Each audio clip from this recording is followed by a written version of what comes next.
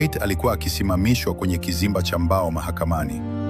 Pingu zilikuwa zimeingia ndani ya nyama ya mikono yake, zikitengeneza kidonda kinachotoa usaha.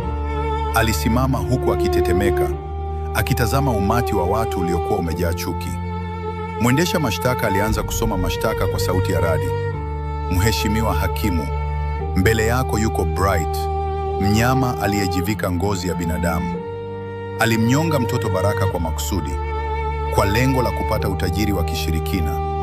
Ushahidi wa damu mlangoni kwake ni kithibitisho tosha kuwa huyo hafai kuishi. Bright alijaribu kufungua kinywa chake. Mheshimiwa, nimesainishwa kwa mateso.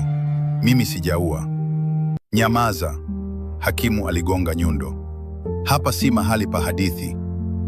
Miaka miwili ya mivutano ya mahakamani ilikuwa ni mateso ya taratibu. Kila mara alipotafuta uso wa Neema kwenye umati, hakuona.